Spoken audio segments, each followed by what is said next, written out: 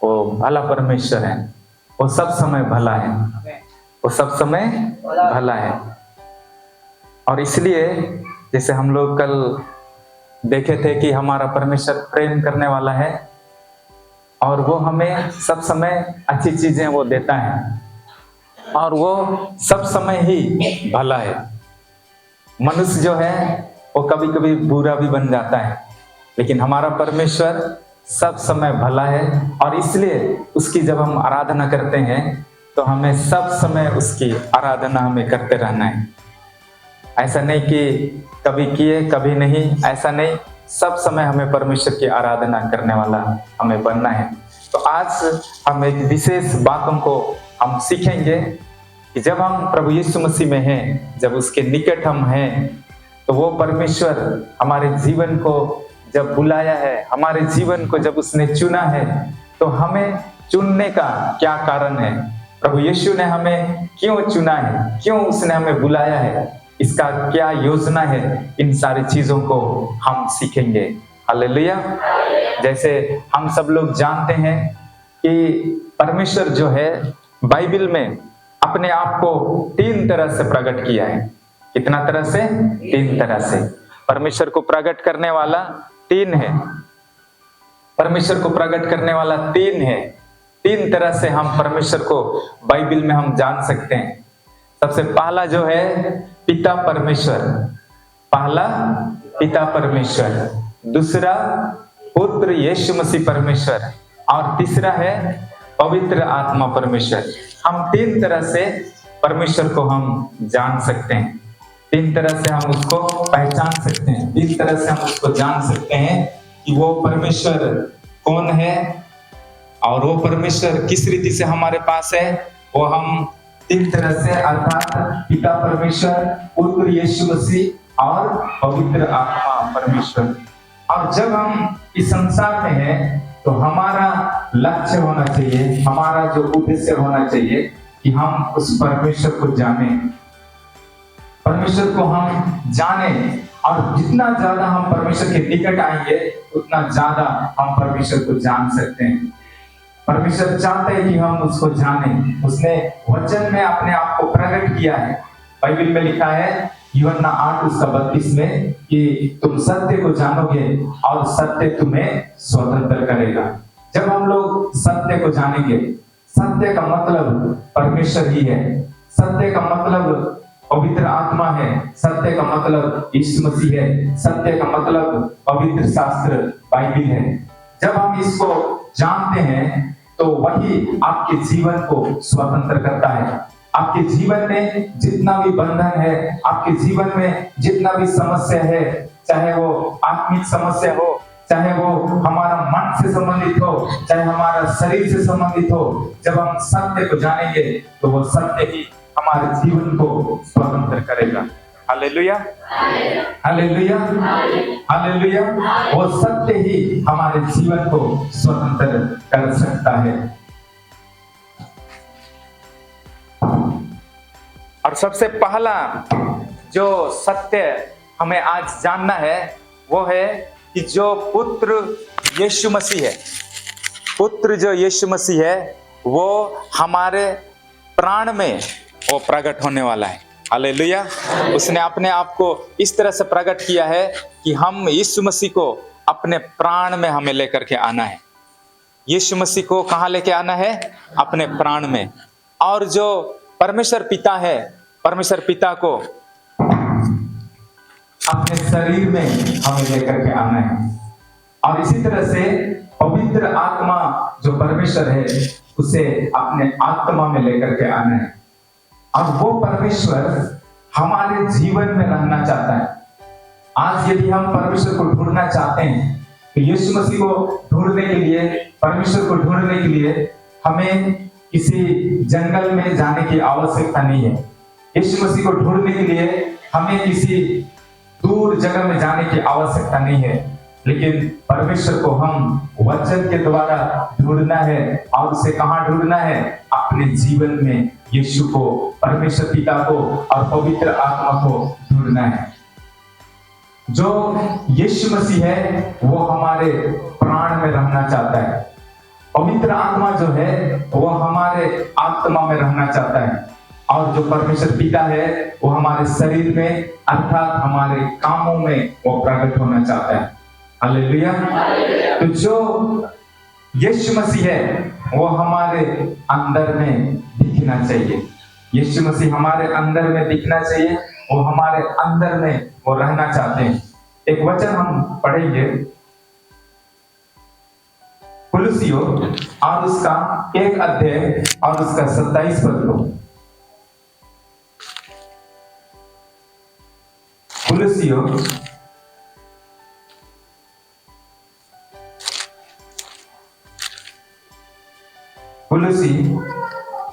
और उसका 1 अध्याय 27 पद को पढ़िए। जिन पर परमेश्वर ने प्रकट करना चाहा कि उन्हें ज्ञात हो कि अन्य जातियों में उस भेद की महिमा का मूल्य क्या है। हाँ। और वह यह है कि मसीह जो महिमा की आशा है तुम में रहता है। यहाँ लिखा है मसीह जो महिमा की आशा है तुम में रहता है। मसीह कहाँ रहता है? हम में रहता है। यीशु मसीह जो है हमारे जीवन में रहता है। यीशु मसीह हमारे अंदर ही वो रहना चाहता है। जब हम चर्च आते हैं, उसकी आराधना करते हैं, हमें इस सत्य को, इस रहस्य को हमें जानना है कि यीशु मसीह हमारे अंदर ही वो रहना चाहता है। हमें यीशु मसीह को अपने अंदर हमें खोजना है। यीशु मसीह हमारे प्राण में, हमें यीशु को खोजना है। प्राण का मतलब हमारे विचार में यीशु को ढूंढने की आवश्यकता है। यीशु को हमें अपनी भावनाओं में ढूंढने की आवश्यकता है। यीशु मसीह को अपने इच्छाओं में हमें ढूंढने की आवश्यकता है। यीशु मसीह कहाँ रहना चाहता है? हमारे अंदर ही रहना चाहता है।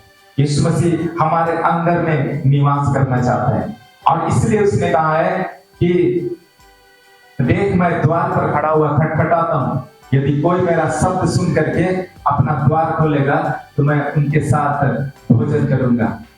वो परमेश्वर आपका इंतजार कर रहा है कि आप कब अपना द्वार को आप खोलेंगे, अपना दिल का दरवाजा को जब आप खोलेंगे। यीशु हमारे अंदर में वास करना चाहता है। हमारे जीवन में ही वो यीशु मसीह रहना चाहता है। अब एक वचन हम पढ़ेंगे, यूहन्ना सुसमाचार उसका 1 अध्याय और उसका 14 पद। यूहन्ना 1 अध्याय और उसका 14 पद। और वचन देहधारी हुआ, वचन देहधारी हुआ और अनुग्रह और सच्चाई से परिपूर्ण होकर, अनुग्रह और सच्चाई से परिपूर्ण होकर हमारे बीच में डेरा किया, हमारे बीच में डेरा किया। और हमने उसकी ऐसी महिमा देखी जैसे पिता के एकलौते की महिमा, जैसे पिता की एकलौते की महिमा। तो यहाँ लिखा है कि वचन देहधारी हुआ, देह को धारण किया। और क्यों? और वचन जो है देह धारण किया ताकि वो हम मनुष्यों के बीच में डेरा करे, हम मनुष्यों के बीच में रहे। और इस धरती पर उसने सेवकाई को किया 3.5 साल तक, और उसने अपना जीवन को हम सारे मनुष्य जाति के लिए उसने कलवारी क्रूस पर दे दिया, अपना लहू को बहाया। और आज वो हमारे जीवन में वो रहना चाहता है। यीशु मसीह को अपने अंदर हमें खोजना है, क्योंकि वो हमारे अंदर वो डेरा करना चाहता है। कुरिन्थियों उसका 5 अध्याय और उसका 21 पद को पढ़ेंगे। दूसरा कुरिन्थियों उसका 5 अध्याय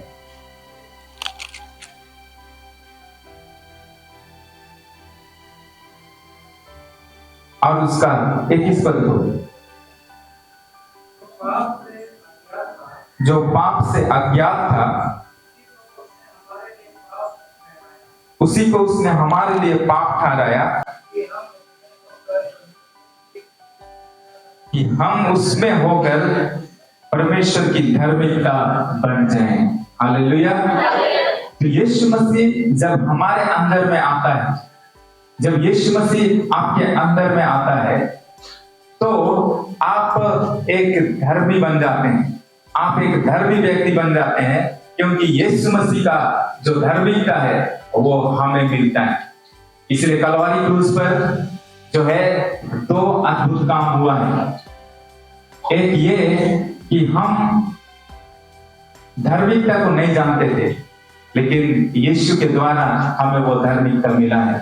और दूसरा, यीशु मसीह पाप को नहीं जानता था, लेकिन हमारे खातिर वो पापी ठहराया गया।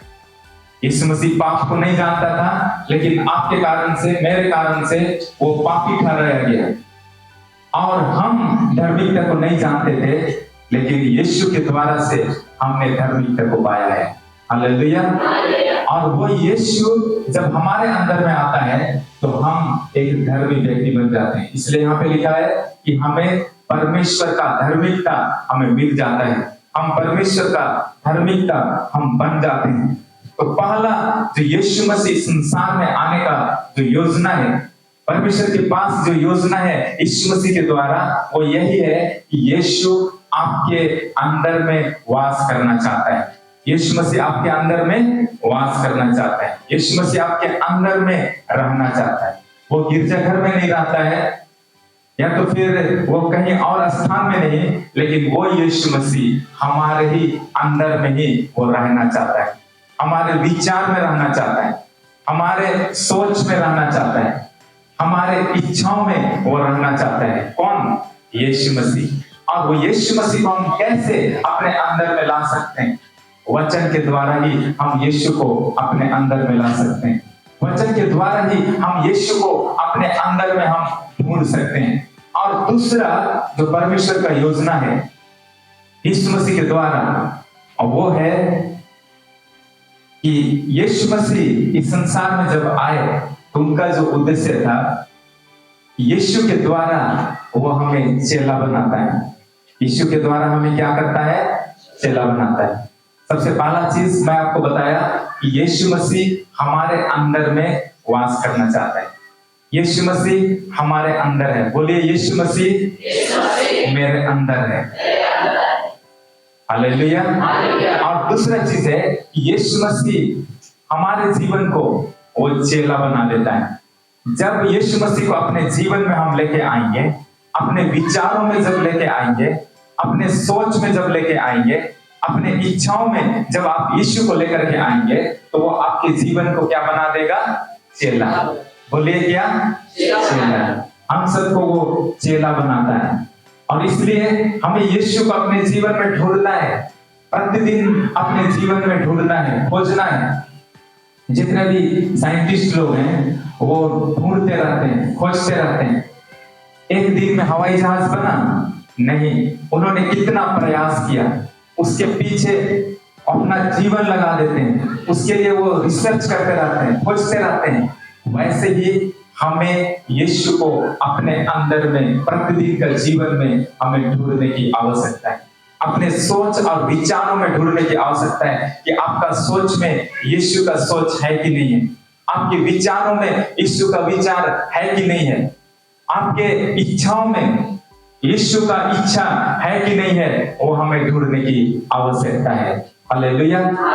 और जब हम यीशु को अपने जीवन में लेके आएंगे तो वो आपके जीवन को वो क्या बनाता है? चेला बनाता है।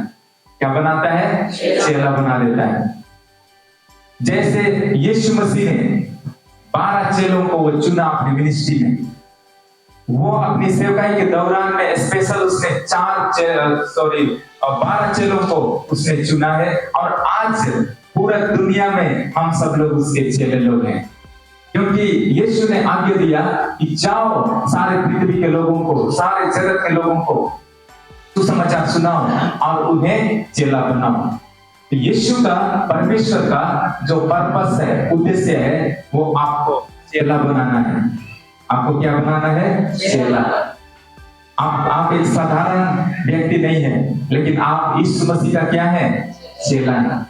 हमें यीशु का चेला हमें बनना है। और यीशु मसीह का उद्देश्य यही है, इस पृथ्वी पर आकर के पहला चीज है वो अपना जान दिया, अपना लहू बहाया, और उसके द्वारा से वो हमारे जीवन में निवास करना चाहता है। और फिर वो आपको अपना चेला वो बना देना चाहता है।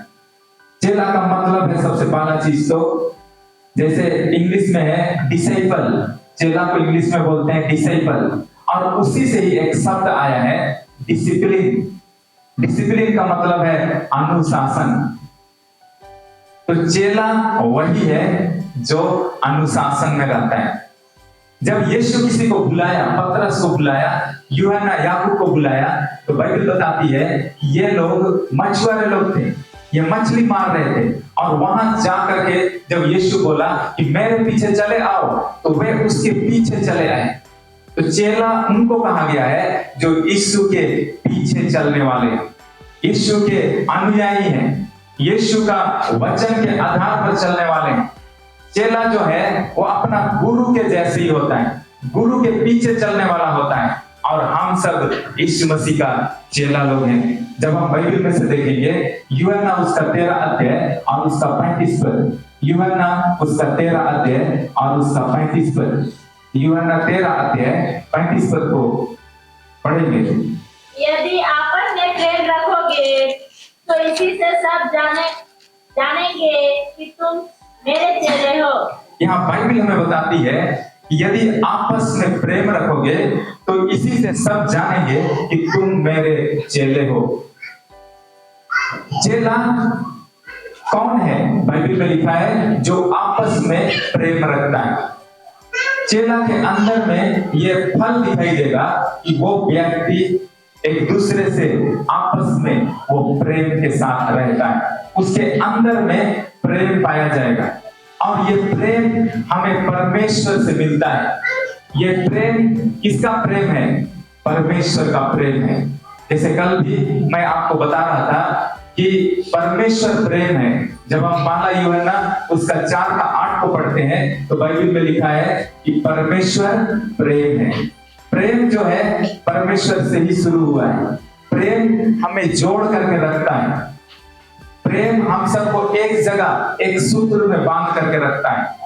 जिसके जीवन में प्रेम नहीं है वो व्यक्ति अलग अलग रहेगा। प्रेम का कमी के कारण से लोगों के जीवन में अलगाव आ जाता है, लोग दूर दूर हो जाते हैं। अपना भाई होने के बाद भी दूर दूर भागने लगते हैं, क्योंकि उनके अंदर में क्या का कमी आ गया? प्रेम का कमी आ गया। चेला के अंदर में सबसे महत्वपूर्ण जो चीज है वो उसके अंदर में क्या होगा? प्रेम होगा। पहला चीज है परमेश्वर के प्रति हमारे अंदर में प्रेम होना चाहिए, क्योंकि वो परमेश्वर आपको और मुझको बनाया है, और उसका प्रेम जब हमारे अंदर में होगा, जब उसका प्रेम हमारे अंदर में होगा तो हम उसको ढूंढेंगे, उसके पास आएंगे। हमारे अंदर में भूख और प्यास होगा, हम उसके बिना रह नहीं सकते हैं। इसलिए बाइबल हमें बताती है कि हम परमेश्वर का प्रेम का फल हैं। परमेश्वर का प्रेम का फल हम हैं। प्रेम के द्वारा ही हमारा जीवन बना है। अब वो प्रेम द्वारा भी वो बैगन प्रेम के कारण से हम बनाए गए हैं। जब परमेश्वर ने मनुष्य को बनाया तो वो प्रेम किया, इसलिए उसने मनुष्य को बनाया। इसी तरह से जब दूसरी बार हमारा जीवन पाप में चला गया, हम पाप में दूर चले गए, हमारा जीवन गंदगी हो गया, हम इस संसार के बंधनों में हम बंध गए, तो परमेश्वर ने हमसे प्रेम किया और कलवरी क्रूस पर हम सबों के लिए अपना जान को दिया, अपना लहू को बहाया, ताकि हम बन सकें, ताकि हम फिर से हम एक जीवन को प्राप्त कर सकें। तो हमारा जो जीवन उत्पन्न हुआ है, क्या के कारण से उत्पन्न हुआ है? प्रेम के कारण से। प्रेम से हम निकले हुए हैं, और इसलिए हम प्रेम प्राणी हैं। बिना प्रेम का मनुष्य सही रीति से नहीं चल सकता है। बिना प्रेम का मनुष्य का जीवन सही रीति से नहीं चलेगा, क्योंकि हम सब प्रेम का ही फल हैं। हालेलुया। जैसे मछली पानी के बिना रह नहीं सकती है, वैसी एक व्यक्ति, एक मनुष्य भी बिना प्रेम का रह नहीं सकता है। उसका जीवन अधूरा हो जाएगा। और इसलिए उस प्रेम को जानने के लिए हमें अपने जीवन में तत्पर रहना है। वो प्रेम परमेश्वर से उत्पन्न होता है। प्रेम का सोता है परमेश्वर। जितना आप परमेश्वर के निकट आएंगे, उसका प्रेम आपके जीवन में उमड़ेला जाएगा। हालेलुया। तो बाइबल में लिखा है जो आपस में प्रेम रखते हैं, अगर आप यदि तुम आपस में प्रेम रखोगे तो इसी से लोग जानेंगे कि तुम यीशु का क्या हो, चेले हो। इस मसीह के चेलों के अंदर में जो क्वालिटी है वो क्या है, प्रेम। हालेलुया। प्रेम में डाह नहीं होता है। प्रेम में जब हम पहला कुरिन्थियों उसका 13 अध्याय जब हम पढ़ेंगे तो वहां प्रेम का डेफिनेशन दिया हुआ है।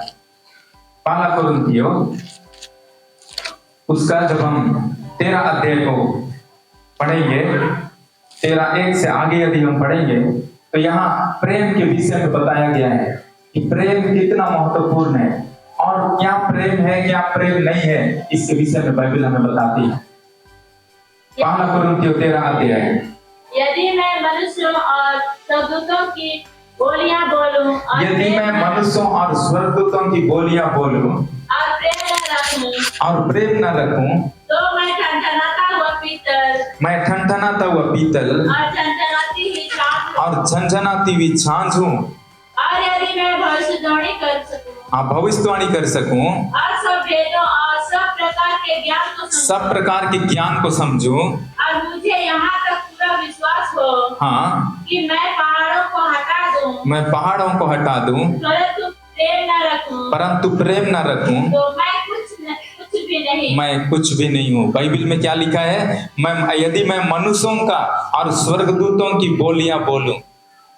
अगर आपको स्वर्गदूतों का भाषा भी आता होगा, चाहे मनुष्य लोग जितना भाषा बोलते हैं उनका पूरा ज्ञान आपको होगा, लेकिन अगर आपके अंदर में प्रेम नहीं है तो बाइबल में लिखा है तो मैं ठनठनाता हुआ पीतल और झंझनाती हुई झांझ हूं। सिर्फ वो एक इंस्ट्रूमेंट है, उसके अंदर में जीवन नहीं है। यदि आपके अंदर में प्रेम होगा तभी जा करके आपके अंदर में क्या होगा, जीवन होगा। हालेलुया। आगे लिखा है यदि मैं भविष्यवाणी कर सकूं, भविष्यवाणी भी कर सकता है कोई व्यक्ति, और सब भेदों और सब प्रकार के ज्ञान को समझूं, सब प्रकार का भेद को जानता है और सब प्रकार का ज्ञान को भी समझता है, और उसको इतना विश्वास है कि मैं पहाड़ों को हटा दूं, लेकिन अगर वो प्रेम नहीं रखता है तो बाइबल में लिखा है वो कुछ भी नहीं है। भविष्यवाणी भी कर सकता है, उसको इतना विश्वास है कि वो पहाड़ों को भी एक स्थान से दूसरा स्थान तक ले सकता है, तो भी अगर उसके अंदर में प्रेम नहीं रहेगा तो उस व्यक्ति के विषय में लिखा है वो व्यक्ति कुछ भी नहीं है। आगे क्या लिखा है, यदि मैं अपनी संपूर्ण संपत्ति कंगालों को खिला दूं, हाँ, अपनी संपूर्ण संपत्ति अगर कंगालों को दे देगा, जिनके पास में खाने को नहीं है, जिनके पास में रहने को जगह नहीं है, जिनके पास पहनने के लिए कपड़ा नहीं है, ऐसे लोगों को भी यदि कोई व्यक्ति अपना सब कुछ दे देगा, कंगालों को दे दूं, और आगे या अपनी जलाने के लिए दे, अगर अपना शरीर को जलाने के लिए भी दे देगा और प्रेम ना रखूं तो मुझे कुछ भी लाभ नहीं। अगर उस व्यक्ति के अंदर में प्रेम नहीं है, अपना देह को भी दूसरे के लिए जलाने के लिए तैयार है, अपना धन और संपत्ति भी दूसरों को देने के लिए तैयार है, लेकिन उसके अंदर में अगर प्रेम नहीं है तो बाइबल में लिखा है वो कुछ भी नहीं है, कुछ लाभ उससे नहीं है। आगे लिखा है प्रेम क्या है, प्रेम धीरजवंत है। प्रेम अगर आपके अंदर में है तो आप धीरज धरेंगे, आपके अंदर में सहने का ताकत होगा, आप परिस्थितियों में हिलेंगे नहीं, आप परिस्थितियों में डगमगाएंगे नहीं, लेकिन आप धीरज धरेंगे, आप सहेंगे। और कृपालु है, ये दूसरों के ऊपर कृपा करने वाला है। प्रेम डाह नहीं करेगा, क्योंकि जैसे यहाँ पे हम जितने भी कलीसिया के हैं, एक एक मेंबर, हम सब एक परिवार के हैं और हमें एक दूसरे से प्रेम करने की आवश्यकता है। अगर आप प्रेम करेंगे तो एक दूसरे के प्रति आप डाह नहीं करेंगे कि वो व्यक्ति तो इतना अच्छा है, वो व्यक्ति के जीवन में तो ऐसे अच्छा ड्रेस पहनता है, उसका तो अच्छा घर है, उसका तो अच्छा बाइक है। इस तरह का हमारे अंदर में डाह नहीं होगा। यदि आपके अंदर में प्रेम होगा तो प्रेम अपनी बड़ाई नहीं करता, प्रेम अपनी बड़ाई नहीं करता है और भूलता नहीं। बहुत सारे लोग क्या करेंगे कि अपना ही बड़ाई करते रहेंगे कि मैं ऐसा हूं, मेरे पास में इतना गाड़ी है, मेरे पास में इतना ज्ञान और बुद्धि है, मेरे पास में ऐसे घर और द्वार है। इस तरह से वो अपना बड़ाई ही करते रहेंगे। लेकिन बाइबल में लिखा है कि जो व्यक्ति प्रेम करता है वो व्यक्ति अपना बड़ाई नहीं करता है, वो फूलता नहीं है मतलब उसके अंदर में घमंड नहीं होगा। आगे, वह अनरीति नहीं चलता, वह अपनी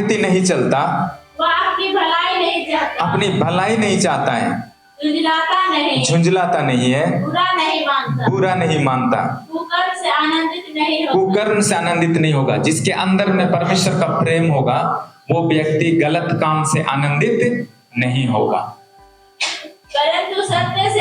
परंतु क्या से आनंदित होता है? सत्य से। सत्य मतलब वचन, परमेश्वर, इसी से ही वो अपने जीवन में आनंदित होगा। जिस व्यक्ति के अंदर परमेश्वर का प्रेम होगा वो गलत चीज से, बुराई से खुश नहीं होगा। उस व्यक्ति के अंदर में खुशी होगा तो सत्य से ही आनंद मिलेगा उसको, और इसलिए वो सत्य को खोजते रहेगा, परमेश्वर की उपस्थिति में वो आते रहेगा। वह सब बातें सह लेता है, सब बातें सह लेता है, सब बातों की प्रतीति करता सब है, बातों की प्रतीति करता है, सब बातों की आशा रखता है, सब बातों की आशा रखता है, सब बातों में धीरज रखता है, सब बातों में धीरज धरता है। 8 को भी पढ़ दीजिए। प्रेम कभी टलता नहीं, प्रेम कभी नहीं टलता है। भविष्यवाणी हो तो समाप्त हो जाएंगी, भाषाएं हो तो जाती रहेंगी, ज्ञान हो तो मिट जाएगा। आज आपके पास भविष्यवाणी का वरदान है, एक दिन वो खत्म हो जाएगा, लेकिन आपके अंदर में अगर वो प्रेम रहेगा तो वो कभी भी आप टलने वाले नहीं है। आपके अंदर में वो प्रेम आने की आवश्यकता है, वो परमेश्वर का प्रेम, इस संसार का प्रेम नहीं। संसार का जो प्रेम है वो तो कुछ पल के लिए है, वो थोड़ा सा जब समस्या आती है लोग धोखा दे देते हैं, लोग एक दूसरे से मुंह मोड़ लेते हैं।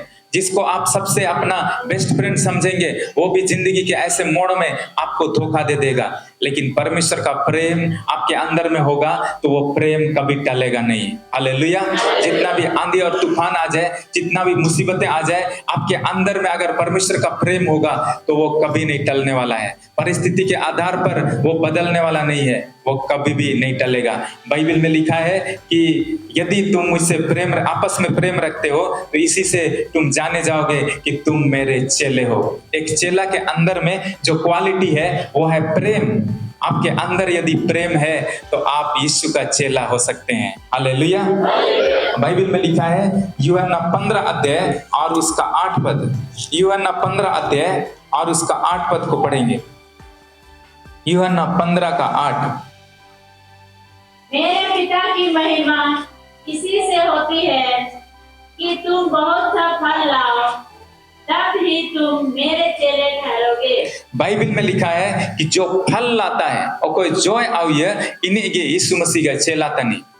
जब हमारे अंदर में फल दिखाई देगा, फल कहने का मतलब वो शारीरिक फल नहीं, जैसे वो आत्मिक फल हमारे अंदर में दिखने की आवश्यकता है।